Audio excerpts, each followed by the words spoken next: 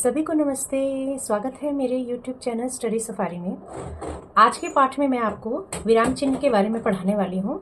मेरे वीडियो को एंड तक ज़रूर देखें जिससे आपको अच्छे से ये पाठ समझ में आ जाए। तो हम शुरू करते हैं विराम चिन्ह। विराम चिन्ह, विराम चिन्ह क्या है?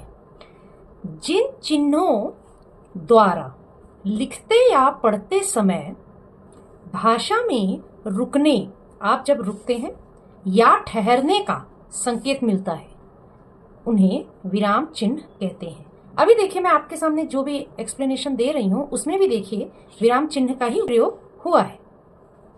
ये चिन्ह बताते हैं कि कहाँ रुकना है, कितनी देर रुकना है तथा किसी शब्द पर कितना बल देना है।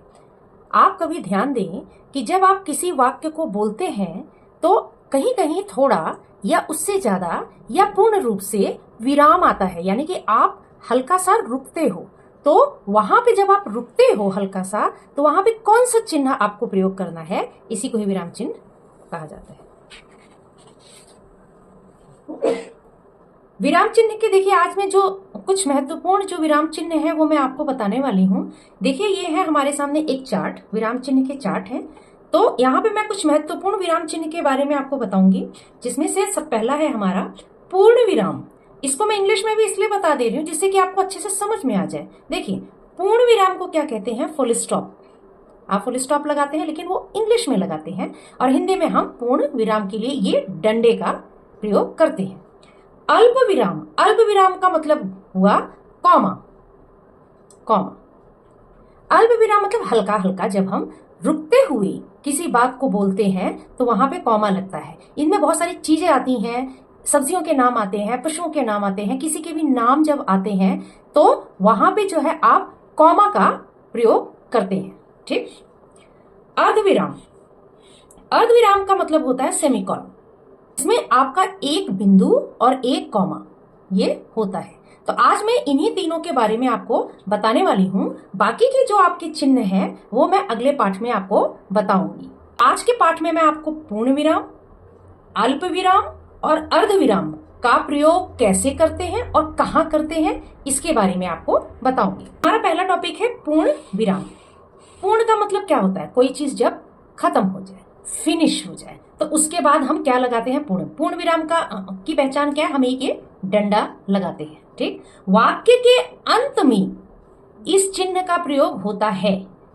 जब आप किसी वाक्य को खत्म कर लेते हो तो लास्ट में उसके अंत में क्या आता है हमारा? देखिए, पूर्ण विराम। अल्प विराम, अल्प विराम क्या है? वाक्य के बीच में बहुत कम समय तक रुकने, हल्का सा, ज्यादा नहीं, बहुत हल्का सा रुकते हैं, जो थोड़ा सा ठहराव आता है। समान शब्दों को अलग करने, एक जैसे शब्द हैं उसको हम कैसे अलग करें वो हम अल्प विराम के माध्यम से जानते हैं। उपवाक्यों, छोटा वाक्य और वाक्यों को अलग करने के लिए, छोटा वाक्य हो और बड़ा वाक्य हो, अगर एक ही वाक्य में आते हैं उसमें अल्प विराम का प्रयोग करते हुए उसको हम अलग करते हैं। उदाहरण में देती हूं, राम, रेखा और गीता भाई बहन हैं। ध्यान रखें आप सभी कि जब आप अल्प विराम लगा रहे हैं तो ध्यान रखना कि राम के बाद अल्प विराम लगा है, रेखा और गीता में अल्प विराम नहीं लगा, क्योंकि इसके बीच में और शब्द आया है। जब दो के बीच में और शब्द आ जाए तो वहां पे आप अल्प विराम नहीं लगाएंगे। ठीक। हमारा राम और रेखा के बीच में लगा है, लेकिन रेखा के बाद और लगते तब गीता है, तो भाई बहन हैं। तो राम, रेखा और गीता भाई बहन हैं। ठीक। और ये हमारा आ गया पूर्ण विराम।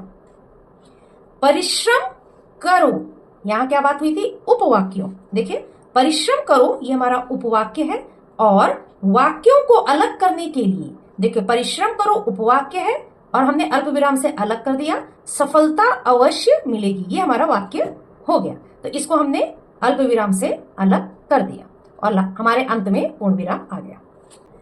अगला है हमारा अर्धविराम। अर्धविराम का मतलब देखिए, अर्धविराम का चिन्ह क्या है? ऊपर एक बिंदी और उसके नीचे एक कॉमा। ठीक। एक बिंदी और उसके नीचे एक कॉमा, ये अर्धविराम की पहचान है।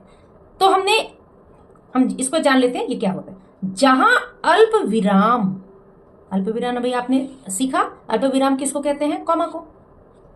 से अधिक यानी कि उससे ज्यादा, और पूर्ण विराम से कम यानी कि जब आप सेंटेंस के वाक्य के लास्ट में पूर्ण विराम लगाते हैं और अल्प विराम अगर कहीं कॉमा आ रहा है तो अल्प विराम से ज्यादा और पूर्ण विराम से कम समय तक रुकना हो तो उस वहां पे अर्ध विराम लगाया जाता है। कैसे? जब मेरे पास पैसा होगा, देखिए, जब मेरे पास पैसा होगा अर्ध विराम, तब मैं आपकी सहायता कर पाऊंगा। तो देखिए यहां पे अल्प विराम से ज्यादा है और पूर्ण विराम से कम है। ठीक, तो ये हमारा अर्ध विराम में आ गया। लेकिन बच्चों अल्प विराम और अर्ध विराम में आप सबको बहुत ज्यादा कंफ्यूजन होता है, क्योंकि अल्प विराम में हमारा लगता है कॉमा और अर्ध विराम में लगता है एक बिंदु और उसके नीचे कॉमा। तो इसमें अभी मैंने क्या कहा कि अल्प विराम से ज्यादा और पूर्ण विराम से कम जब हो तो वहां पे अर्ध विराम का प्रयोग किया जाता है। इसकी एक विशेष पहचान है, मैं आपको बता देती हूँ। अर्ध विराम वहां लगाया जाता है जहां वाक्य पूरा तो हो सकता है, यानी कि लेकिन उससे जुड़ा दूसरा वाक्य भी हो। यानी कि आप ये समझिए कि दो वाक्य हैं, पूरे दो वाक्य को आप अलग करते हो तो वहां पे अर्ध विराम आता है। दोनों हिस्से अपने अपने आप में पूरे वाक्य हो सकते हैं, ठीक है, लेकिन अल्प विराम में ऐसा नहीं है। अल्प विराम में अलग अलग नाम आते हैं, है ना, तो अलग अलग नामों को आप अलग करते हो या कोई भी कंडीशन आपके अलग अलग आते हैं तो उनको आप अलग करने के लिए अल्प विराम यानी कि कॉमा का इस्तेमाल करते हो। लेकिन अर्धविराम के लिए दो सेंटेंस पूरे हो सकते हैं। जैसे राम पढ़ रहा था, आप ये देखें, एक एग्जांपल दे रही हूं कि राम पढ़ रहा था, ये पूरा अपने आप में वाक्य है। श्याम खेल रहा था, ठीक, राम पढ़ रहा था, श्याम खेल रहा था, दोनों अपने आप में पूर्ण है, लेकिन इसको हमने अर्धविराम से अलग कर दिया। या जब हम और लेकिन, इस पे आप विशेष ध्यान देना, जब हम और लेकिन हटाकर, इसको हम हटा देंगे, भी वाक्य को जोड़ते हैं। अब एक कंडीशन में आपको और दे दें, जैसे मुझे जाना था, मैं रुक गया, इसके बीच में हमने अर्धविराम लगाया। यहां पे हम ये भी इस्तेमाल कर सकते हैं कि मुझे जाना था लेकिन मैं रुक गया, ठीक। ऊपर देखिए राम पढ़ रहा था, और देखिए और भी हम यहां लगा सकते थे, और श्याम खेल रहा था, यानी कि दोनों सेंटेंस में ऊपर जो और आया है वो हमने हटा दिया और नीचे हमारा लेकिन आया, इसको हमने हटा दिया, तो वहां हम अर्धविराम भी लगाते हैं। ये विशेष पहचान होती है अल्प विराम में और अर्धविराम में, यही अंतर है। जब लिस्ट में पहले से, मान लीजिए आपका कोई लिस्ट है, पहले से उसमें आपका कॉमा यानी कि अल्प विराम आ रहा है, तब क्या करें? तब अलग करने के लिए अर्धविराम लगाते हैं। कैसे? मेरे दोस्त हैं राम, राम के बाद देखिए कॉमा आया है, अल्प विराम आया है, दिल्ली से, राम कहां से है? दिल्ली से, तो इसको अब दिल्ली से के बाद हम अर्धविराम लगा देंगे, तो ये हिस्सा एक पूरा बन जाएगा, ठीक। श्याम कॉमा कहां से? मुंबई से, तो मुंबई से के बाद हमारा अर्धविराम आ गया, यहां पे अल्प विराम और यहां अर्धविराम, यहां पे अल्प विराम और यहां अर्धविराम, ठीक। तो अर्धविराम में और अल्प विराम में आपको अंतर समझ में आ गया है, ठीक ना। मोहन जयपुर से, देखिए मोहन के बाद हमारा कॉमा और जयपुर से, ठीक। तो ये आपका यही अल्प विराम और अर्धविराम में यही विशेष अंतर होता है, इसका आप खास ख्याल रखना। चलिए हम एक वर्कशीट कर लेते हैं। अभी हमने सीखा पूर्ण विराम, अल्प विराम और अर्धविराम। पूर्ण विराम की पहचान क्या है? एक खड़ा डंडा पाई। अल्प विराम की पहचान क्या है? कॉमा। और अर्धविराम की पहचान क्या है? बिंदु और उसके नीचे कॉमा। इसमें ही हमें इसमें पहचानना है। देखिए हम पहचानो कि कौन सा विराम चिन्ह प्रयोग हुआ है। अब आप सभी पहचाने कि किसमें कौन सा विराम चिन्ह प्रयोग हुआ है। राम स्कूल गया, यहां देखिए बीच में तो कुछ नहीं आया है, इसके अंत में हमें क्या दिख रहा है? पूर्ण विराम। तो ये क्या हो गया? पूर्ण विराम। आम, सेब, केला, देखिए अंगूर मेरे पसंदीदा फल हैं। हमें इसमें देखना कौन कौन से विराम लगे हुए हैं। देखिए यहां पे अल्प विराम, अल्प विराम, अल्प विराम और अंत में पूर्ण विराम। तो इसमें कौन कौन से आए हैं? अल्प, पूर्ण विराम। याद रखें आप, एक वाक्य में एक से ज्यादा विराम चिन्हों का प्रयोग होता है। आप लोग बच्चों ध्यान से देखा करो कि उस वाक्य में कहाँ कहाँ कौन कौन सी चिन्ह का प्रयोग हुआ है, और जितने भी टाइप्स के आपके चिन्ह के प्रयोग हुए हैं वो सब अपने उत्तर में आप लिखा करें या लगाया करें। मैं खेलना चाहता था लेकिन बारिश शुरू हो गई। यहाँ पे कौन सा चिन्ह लगा हुआ है? ये देखिए, और यहाँ पे दो जगह हमारे चिन्ह लगे। ये तो पूर्ण विराम हो गया, ठीक। और ये कौन सा विराम हो गया?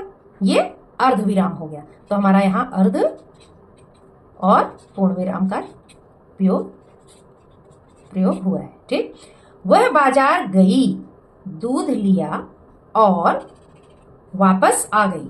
तो यहाँ देखिए कहाँ कहाँ हुआ है? एक हमारा यहाँ हुआ है और एक यहाँ हुआ है, ठीक है। यहाँ पे क्यों नहीं माना जाएगा? ये गलती लग गई क्योंकि यहाँ पे और लगा है।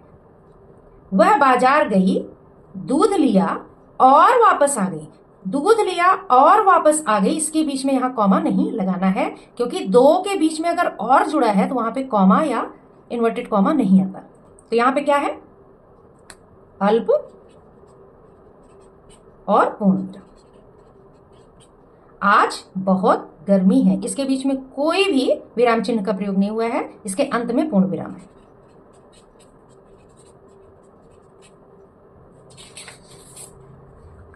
सही चिन्ह लगाइए। चलिए, हमने तीन चीजें पढ़ी, पूर्ण विराम, अल्प विराम और अर्ध विराम। इन्हीं तीनों चिन्हों को हमने यहाँ पे प्रयोग करना है। सीता खाना बना रही है, बीच में तो कोई भी हमें नहीं लगाना है क्योंकि इसके अंत में ही पूर्ण विराम आएगा, क्योंकि बीच में कहीं पर भी समान शब्द नहीं है। मुझे चाय, कॉफी और जूस पसंद है। तो मुझे चाय, कॉफी, चाय और कॉफी के बीच में आप अल्प विराम लगाएंगे, कॉमा।